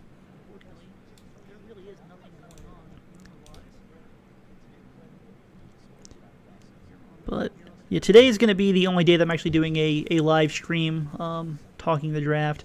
Tomorrow, I can't remember if it starts at 11 a.m. or noon. They'll have rounds 3 through 10.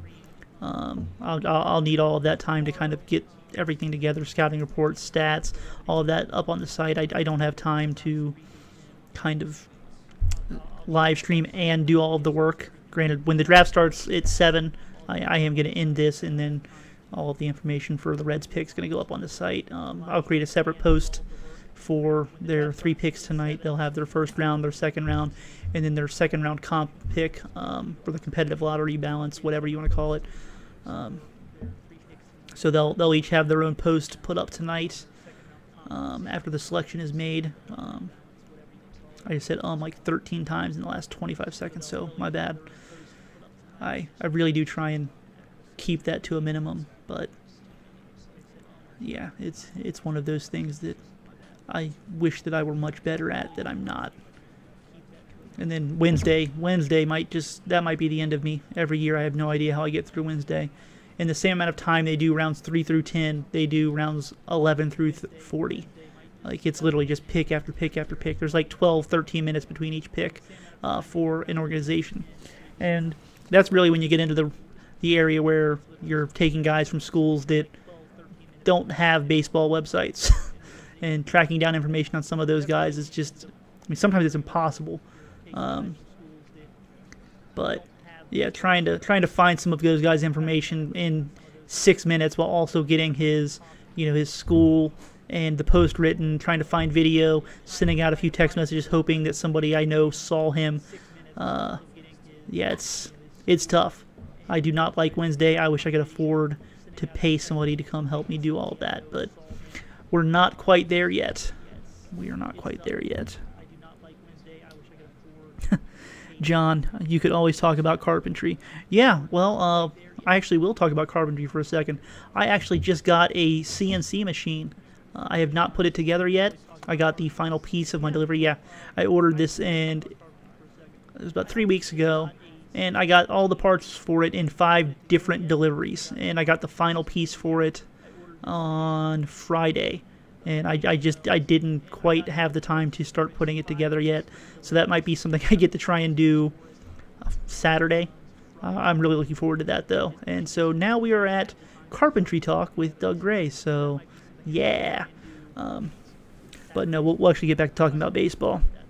Yeah, Matt, it does seem that basically the Reds are taking India. I mean, yeah, sometimes those things don't happen. but I think that I feel really comfortable at this point that yeah, they're going to take Jonathan India. I don't want to say I hope for a surprise because again I'd be okay if they took Jonathan India. I've got some concerns there, but I've got some concerns with anybody that I realistically feel that is going to be available at number 5 anyways, so that doesn't really change any argument for or against anybody that they're going to select there. But just for pure chaos reasons, I would love to see Detroit pass on Casey Mize and kind of just see what happens. Just bring some excitement to... Excuse me, again. It's that carbonated beverage over there of delicious, delicious Mountain Dew. But yeah, I'd be really having a good time to kind of just see Casey Mize slip past number 1 and just craziness take place at the draft, and teams not being sure what they're going to do, making phone calls in their 5 minutes just between picks to kind of see who's going to go where. If hey, this guy, we didn't think this guy was going to be available, can we sign him? And making a phone call to see what he'll sign for. And I think that they probably have a general idea of what anybody in their range would sign for and be willing to sign for. But yeah, if 2 or 3 guys wind up not going where you think they're going to go, it could get crazy. And it just seems that, the Baseball America guys who, they're at the draft. Both Callis and Mayo are at the draft. They probably have a general idea of what's going down. So I'm not expecting it to happen, but man, would it be fun.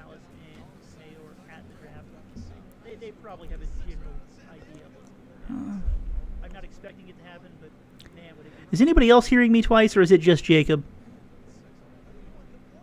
I feel like this has been going on for like an hour plus, and Jacob's the first person to say that he's hearing me twice. Boy, would that be embarrassing.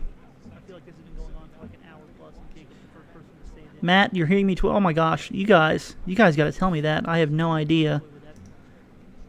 Okay, so I just muted the other thing.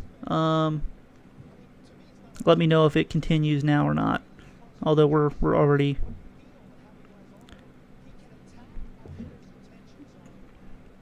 Yeah.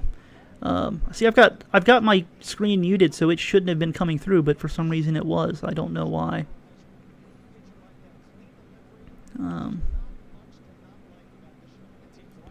Jacob, just because you have been watching for 2 minutes and thought you were crazy, you still might be crazy. You might not be crazy because of this, but you might actually be crazy. I don't know. I don't know your life. But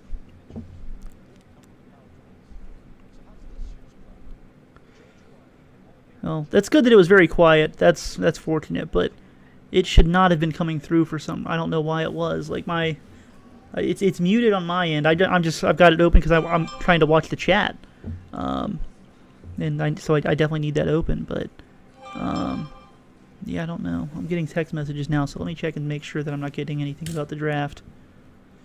Well, I got an email about a transaction. I don't even know. Okay, that's because I can't read. So Brian O'Grady activated in Pensacola, and Kevin Canelon back to Daytona. Brian O'Grady was on the temporary inactive list. I believe it was his grandmother that passed away, and so he left the team to go handle that. So it's never good, but he's back. There has not been a transaction emailed to me about what's going on in Daytona now that Canelon is back to them. But they do play today, so there will have to be a transaction. I'm pretty sure that they are at their roster limit. So, and then let's see here. No updates on the draft either. I did get a picture of Whoopi Goldberg in the movie Eddie, though, so that's cool. I'm glad somebody sent me that. India would be a fast mover, correct? You would think so, but you don't really know until you know. Some guys, you would have thought that a guy like Todd Frazier would have been a quick mover, and he realistically didn't establish himself in the major leagues till he's 26. Now, probably should have been when he was 25, but even then, you would have expected him to move much quicker than that. And then there's my email. Is that the other move? Nope. That's UPS telling me I got a package coming tomorrow. But yeah, I mean, I would expect him to move quickly. But if he, you know, well, one, I guess the question is going to be, where are they going to play him? Because there is the idea that he could play second base. If he's going to play second base, he's probably not going to move that quickly. You know, you have to look at who's ahead of him.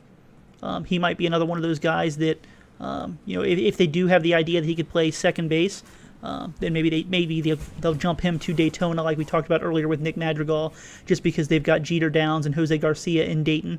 And if they did that, then directly ahead of him would be Shed Long. And then, you know, you've also got Dilson Herrera, Alex Blandino, Nick Senzel, Scooter Gennett. So you don't need to push a guy like that as quickly as possible if they're going to be at second base. If he's going to be at third base, well, then you really don't need to worry about it because, well, Eugenio Suarez exists. So ideally, you would think that he would be a quick mover, but, you know, there's plenty of scenarios where, you know, he doesn't just fly through the system unless he's going to just destroy the baseball. Which, I mean, that's certainly possible. He definitely could be that kind of guy. I'm not expecting it because I do wonder about his plate discipline a little bit, but stranger things have happened. He's a very talented baseball player. And he did make a lot of strides in that area this year. So, you know, maybe there's more on the horizon. But, yeah, I think that there's plenty of chances that he could be a guy who moves slower than expected just because of the positions that he plays, that the Reds don't really need to push him as aggressive as they may someone else who plays a different position, who are performing the same, at the same levels, both at the plate and defensively, but just at a different position. Corey, sorry if you've answered this, but do you prefer India or Madrigal and why? I mean, I have answered it a little bit, but I'll make it short and quick for you because I don't mind taking that one again. I would definitely take India over Madrigal. I wouldn't be disappointed necessarily in either guy, but with who would still be on the board if they took Madrigal, I would have rather have taken somebody else. I just don't trust a guy who's 5'8", 165 pounds to hit in the major leagues. He's got 7 total home runs in 3 years of college playing. I mean, he did miss about 2 months this season, but he's got nearly 700 plate appearances in college, and he's got 7 home runs with an aluminum bat. That worries me. That worries me too much to feel super confident that he's going to be the outlier of outliers for players at his size. So I would feel a lot better with Jonathan India than Nick Madrigal there. John wants to know how the pug is. As of an hour and a half ago, right before I started this, he was doing very well, but he is currently upstairs because he likes to bark at anything that moves on my monitor, and I just figured you guys wouldn't want to hear him barking for no real reason other than you guys sending questions in on the chat. So I put him upstairs where he can just hang out on the couch and relax. So, yeah, he's old. Likes to lay around a lot. Really enjoys his walks when we go outside, but when we're not going to go outside, he just wants to lay around a lot. But I love him. He's awesome. He's just old and has a gray beard.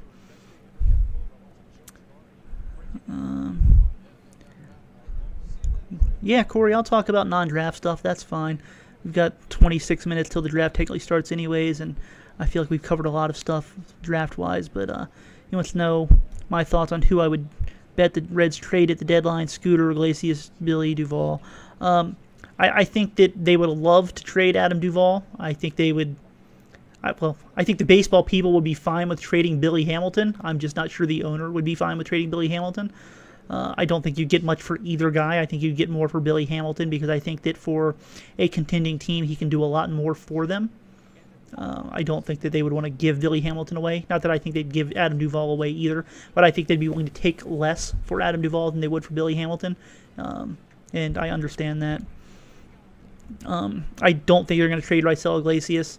As far as I can tell, he's still got 4 years under team control, so there's no need to trade him right now. Yes, he's probably not doing the Reds any good right now on this specific team because, you know, he's an elite closer, and, well, it doesn't really matter if you got an elite closer on a team that's going to win 75 games if things go right the rest of the way. Not really. But if you have confidence that you're going to be in contention somewhat in the next 3 years beyond this year, then maybe you want to keep him around. So unless you get the right deal, There's no real reason to trade him. Don't just trade him because you suck this year. He's going to be around. He's going to have plenty of value over the next couple of years if he can stay healthy. So wait for the right deal if you are thinking about trading him. I don't think they're going to trade Scooter Gennett. I would if he wouldn't sign a team-friendly contract extension. And from where I'm standing at, if I'm the Reds, I wouldn't offer Scooter Gennett a deal that I believe he would take. But if I'm Scooter Gennett, being that I'm from Cincinnati and he claims that he likes it here, maybe there is a deal to be had there that makes sense for both sides. But the only reason that it would make sense is because he really, really, really wants to be here. Because financially and commitment-wise, what I would offer as the Reds, given all the other options that I have at second base, I would not even consider if I were Scooter Gennett. But at some point, how much money do you actually need versus happiness? And for everybody, that's different. And maybe his numbers are a lot different than what mine would be. But I don't know. I don't think that the numbers make sense for both sides from where I would be standing at if I were him and if I were the Reds. So we'll see on that one. Matt, 3-second baseman for Mike Trout. Who says no? The Angels. The Angels say no. God, I'd love to see Mike Trout in a Reds uniform, though. That'd be awesome. All right, what do we got here? Michael said I'm wearing my Lucky Christmas shirt. You know, I'm not sure. This is just a black shirt. There's nothing on it. Might be wearing my Lucky Christmas jacket, but I'm not really sure. I think I've only worn this like 3 times since I got it. It's been great every time, but I'm not sure anything lucky's actually happened in it. I'll keep it on. I'll keep it on tonight. So we'll see how the draft plays out, and we'll let that determine if it's lucky or not. Does that sound good?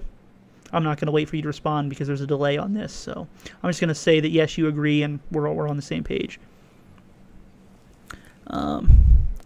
Jacob wants to know what are the Reds' needs outside of the first-round selection. I mean, they definitely need shortstops. I was on the radio earlier in the first couple of minutes that the stream was on, and they asked a similar question.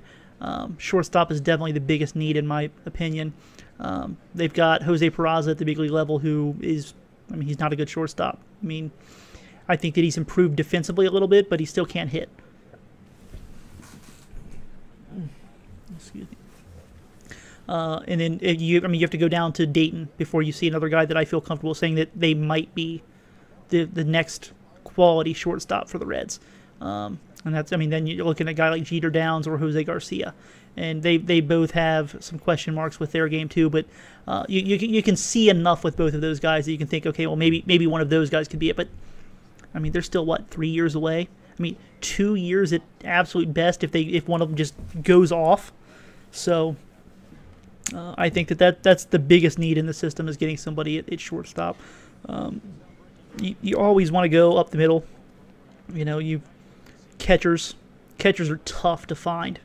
You know, the Reds have a few guys in the system right now. I mean, Tyler Stevenson's a very good catcher. I think he's a top 100 caliber prospect right now. He did not make the mid-season update for Baseball America, which I was honestly a little bit surprised about, but I'll go ahead and say it. They messed up on that one. I think that he deserves to be there. With what Hendrik Clementina is doing in Dayton right now, the bat is, I mean, it's been incredible. Questions about whether he can stick back there defensively or not. I'm not convinced that he can't just yet. But I think that we're more of in a wait and see on that one than we are with Stevenson as far as defense goes with Clementina. But yeah, there's always a need for quality catchers, and I think that is a position that's light in the system as well. You know, center field is somewhere that they've got a lot of guys at the lower levels, don't have a lot of guys at the upper levels. So depending on how you want to look at that, you can kind of say center field might be an area of need that they want to target as the draft goes along. But maybe not, because you've got T.J. Friedel, you've got Taylor Trammell, you've got Jose Siri. I mean, they're all in Daytona right now. But I think that at least 2 of those guys are going to be up in Pensacola in the second half, if not all 3 of them. And then behind them, you've got Stuart Fairchild, Michael Beltray, Andy Suhilio. I feel like I'm forgetting somebody. Well, either way, I mean, there's a lot of center fielders that are in A-ball right now that are going to be moving up. So I don't think that there's as big of a need at center field, at least as far as targeting something in the draft goes. So pitching, you always need pitching. You need good pitching, and then shortstop and catcher are kind of the areas that you kind of want to fill out as far as the system goes. Brooks, you scared me there for a minute, man. I was like muted. I haven't hit any buttons in a long time. I've been talking to myself and nobody said anything. But okay, yeah. For those who aren't following the chat, Brooks was like, "Are you muted?" Question mark. He's like, "Never mind, my speaker's shorted out." I really freaked out for a second there. I remember the Reds picking a lot of pitchers last year. Can we expect more fielders this year? You know, generally speaking, you kind of get a 50-50 split on pitchers and position players. I mean, I don't know exactly what the numbers broke down to last year, but I feel that it wasn't overly saturated one way or the other. And I think that we're probably going to get a lot of that this year too. Just going to be one of those situations where, give or take 2 players in any direction, you're going to have more pitchers than hitters, or more hitters. I mean, it's going to be roughly a 20-20 split, or, well, 21-20, 22-19 split, something like that. Because, I mean, they have to fill out rosters. Some of these guys are going to wind up in Arizona. Some of these guys are going to wind up in Greenville. Some of these guys are going to wind up in Billings. And so you kind of have to split things up that way, because, and you don't really worry about that until you get into day 3 of the draft, trying to look at, you know, we need somebody to play XYZ position at this place. That's kind of when you start to see teams drafting for quote unquote need, but they're drafting for need at the minor league level rather than the major league level at that point. Because you have to have guys that can play certain positions. So I think it's probably going to be a relatively even split, and it usually is.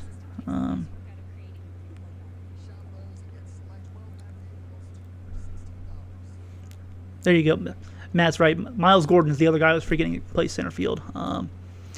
Yeah, so he struggled to start the season, but he's hitting quite a bit better the past 4 or 5 weeks or so for Dayton. What does your gut say about who's going to be the manager next year for the Reds? No idea. I do think that eventually that job is going to be Barry Larkin's, but I don't know if it's going to be next year or not. If I'm Larkin, I'm not taking that job next year. I'm hanging out and letting somebody else take that job, and I'll take that job when the team is closer to being ready to actually contend. And I unless I can get word from the ownership that they're going to pump $40 million into this roster in the offseason, I'm not taking that job if I'm Barry Larkin. There's no way. Now, granted, I'm not Barry Larkin, so he may not be looking at it the same way that I am, but there's absolutely no way that I would take that job if I were him unless I got very strong guarantees from ownership that they're going to put a lot of money into the roster in the offseason. Let's see, if the Reds do end up moving Iglesias or Scooter, you think they could bring back the talent as good as Robles from Washington, or at least a top 30 prospect? Iglesias, absolutely. I think that he's got significantly more value than Scooter Gennett does, based on one, his contract, both in terms of money owed and years. It's just an incredible contract right now. So I think that he's immensely valuable, and teams are always looking for elite relievers, and there aren't very many out there. So when you've got a guy like that who's got that team control, and he doesn't make a lot of money, very, very valuable.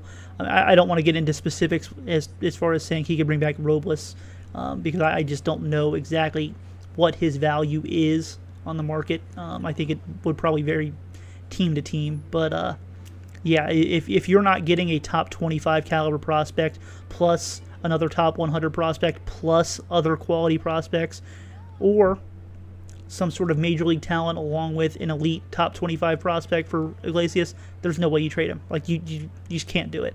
So you absolutely have to be getting elite level talent for a guy like Raisel Iglesias. When it comes to Scooter Gennett, I'd be surprised if you could bring a top 25 prospect, but It all depends on the way that things play out. You know, if a contending team loses their starting second baseman, and it's going to be a guy who's going to be out for the year, and they're in a race, you might be able to get a lot more. But he's just one of those weird guys where, you know, I get the feeling in even talking to people within baseball that his production, despite the fact that it's very, very good, the trade value just isn't there for some reason. And I don't quite understand it. I know that he's got his warts. He's not a good defender. But I mean, he's a 900 OPS second baseman for the last 750 plate appearances. I mean, how much? I mean, what else do you got to do to have good trade value? I don't know. It's a weird situation. I don't get it.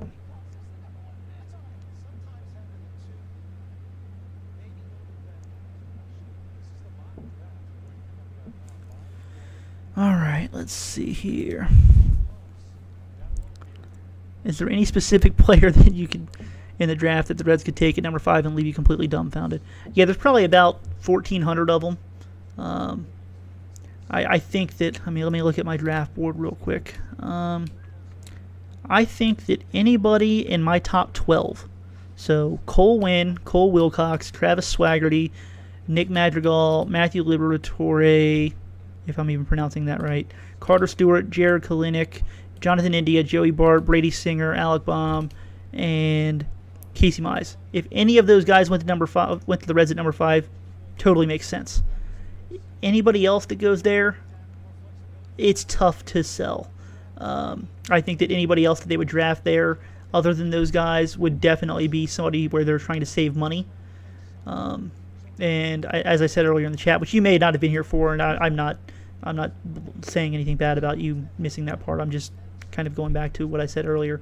I would not be trying to save money in this draft and push somebody down. I don't like the other scenarios about how that could play out because of what other teams are also capable of doing in that scenario. I just think there's too much risk to do that. So any of those 12 guys totally makes sense. Anybody that's not those 12 guys, I'd be left scratching my head a little bit with. So John is the man. He just told me that the final Fangraphs mock went up. So let's go type that one out and see what happens.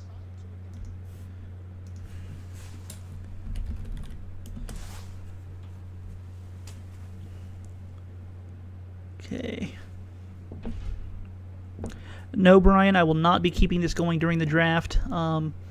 At 7, maybe 7:05 or so, I'm going to shut her down. At that point, I've kind of got to focus on getting prepared for getting all the information ready for who the Reds actually do pick and getting the post up on the site.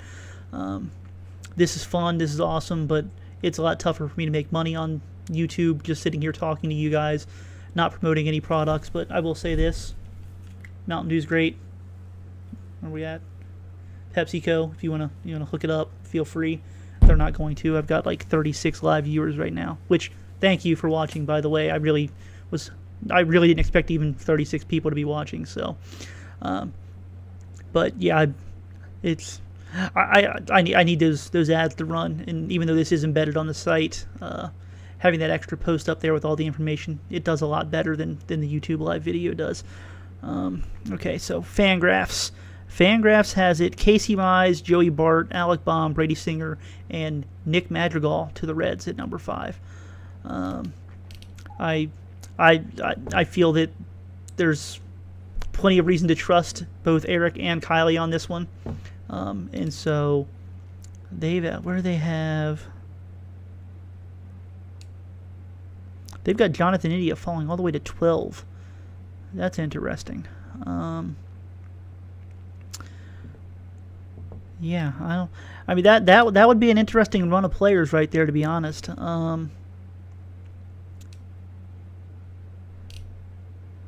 Yeah, I don't know. I still feel if I had to lay money on it, I'd put money on Jonathan India, but there's got to be a reason that both Eric and Kylie kind of agreed on Madrigal there. So I'm sure they've heard something, and it's not that Madrigal hasn't been linked to the Reds for quite a while now. Everything you've heard is that they really do like him. So wouldn't be surprised if he went there. but if I had to lay money on it, I'd still put India because, Baseball America, and then both the guys for MLB Pipeline, Jonathan Mayo and Jim Callis, have him going to the Reds there. So 3 out of 4, or I guess 3 out of 5. Yeah. Let's see. Outside of Joey Votto, any recent second or third rounders who've been extremely successful for the Reds? I mean, Joey Votto isn't even recent. Joey Votto was drafted 16 years ago. I mean, how old do you feel right now when I said that? You felt pretty old, didn't you? Second, I mean, say what you will about Billy Hamilton. He's been a very, very quality second-round pick. Same for Zach Cozart. Trying to think of others. I mean, Tony Cingrani was a third-round pick, and I mean, let's put in perspective just how rare it is for a third-round pick to be a very high-quality player. Tony Cingrani is far and away, I mean, seriously, far and away the best or most valuable third-round pick of that draft. Like, nobody's even close to being as valuable as Tony Cingrani was that was taken in that third round. So odds are you're not going to see somebody become a quality major leaguer taken in the third round. Well, the baseball draft is tough, man. It really, really is. It's tough to find first rounders that turn into everyday quality players, much less second rounders, third rounders, and so on. What is the timeline for Stuart Fairchild? That's tough to say because I think that a normal timeline may differ than an actual timeline just because of who's ahead of him. If the Reds wanted to keep developing him, if the Reds want to keep developing him as a center fielder, then you kind of have to wonder about how they're going to treat him based on, both Jose Siri and Taylor Trammell being ahead of him. If they just want to kind of develop him as an overall outfielder and let him roam around different positions like they've been doing a little bit, then he might move a little bit quicker. I think that realistically he's probably 2.5 years away right now. That may be sped up, it may be slowed down depending on exactly how they want to develop and how he performs. I think that if they are truly wanting to keep him in center field, it might be 3 years. And even then he might still have to move to another position because maybe that goes to Taylor Trammell or Jose Siri. They're going to get first dibs if they keep performing because they're ahead of him right now. So if they keep performing, they're going to move up at the same timeline he does, but since they're a step ahead, they're going to get there quicker. And that's the thing with prospects. If somebody stakes the claim to the job and you're not clearly far and away better than they are, you're not going to take that job from them. You're going to have to find another position or another organization. So now, fortunately, with outfielders, you've got multiple positions you can try and slide to. If center fielder can slide to left field, and usually, if you were going to be a quality center fielder, you're probably going to be a quality left fielder. Left fielder's got to hit more, but if you're going to be a quality center fielder, you probably hit already. So, yeah, you may not be as good of a hitter as a left fielder as you were a center fielder, but you're probably going to be a much better defender in left field than you were in center field, too. So, kind of evens out a little bit there. Yeah, sorry, Corey. I feel really old, too. Yeah, I think that Stewart will probably move up at some point. It wouldn't surprise me if he moved up after the All-Star game. When I look in Daytona, I just think that, TJ Friedel's got to move up at midseason. I think that Taylor Trammell, I would personally move him up at midseason. I think that there's a chance Jose Siri could move up at some point this season from Daytona. So Daytona's going to need outfielders. Stuart Fairchild is crushing the ball right now. He's been hitting well all season, but right now he just seems like he's locked in. So I think that he's definitely one of the guys that can move up from Dayton's outfield. I think that Michael Beltre could probably move up at midseason. I'm fairly confident Michael Beltre will move up at midseason. And so I think that the outfield in particular is a spot where we could see multiple promotions from several different levels within the next couple of weeks once the All-Star games go by. Harold Reynolds just said that he would take Kyler Murray number 1. Somebody should probably check whatever he's drinking because that's crazy. Would any of India, Singer, or Madrigal break into the Reds' top 3 prospects? They definitely wouldn't break into my top 3 prospects. I think that right now I'd feel very comfortable saying that Senzel, Hunter Green, and Taylor Trammell are 1, 2, 3.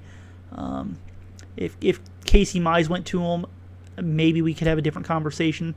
Definitely not comfortable enough with anybody else to put them ahead of any of those 3 guys for sure. From what you've seen this year, which non-top 25 Reds prospect has been underrated? I mean, I don't think he was underrated coming into the season, but I think that with what he's done this season, that Hendrik Clementina's got to be a guy that is definitely looking underrated now, since I haven't updated my prospect rankings since October. But I don't think that I necessarily underrated him coming into the season. I think that he's just done so much, particularly at the plate, that right now, when you look at my rankings, he's unranked, and that just looks silly. Let's see here. Do all draft picks who come from high school get college paid for in their contract, even around 30 guys, or is it early picks? No, it is any high school player that gets taken. Now, there are some stipulations with that. There didn't used to be, but now there are some stipulations. You can't, for example, just decide when you're 55 years old to go back to college, and then they still pay for it. Now, guys before that who were grandfathered in can do that, but there are some stipulations to it now that you can't do that. There's a certain amount of time you have after your playing career is over for you to take advantage of the team paying for your college. But yes, if you were drafted out of high school, that is a standard part of your contract. It's something that it's in all high school contracts. So for me personally, and I actually had this conversation with a scout yesterday, I don't understand when guys get drafted out of high school and do not sign. It just does not make sense in almost every scenario. If you want to be a baseball player and a team wants to bring you into the ranks, it doesn't make sense not to sign. Unless it's just a completely insulting offer. They're paying for your college. You can go back if baseball doesn't work out. There's so much risk in going to college. If you get hurt, if you don't perform, you're not going to get that money again. So take the money, see what you can do as a pro. If it doesn't work out, you can go back to college at 25, and it's on their dime. And while that's not the ideal plan, is it really the ideal plan to go to college and, something bad happens to you and you don't get drafted, you don't get that money you got? And I mean, yes, you have your education to fall back on, but you'll have that to fall back on in a couple of years after your professional career too. I don't know. I don't get it. It's very tough to sell me on the idea of going to college and taking that huge risk to not be a professional baseball player earlier, if that's what you actually want to do. Let's see.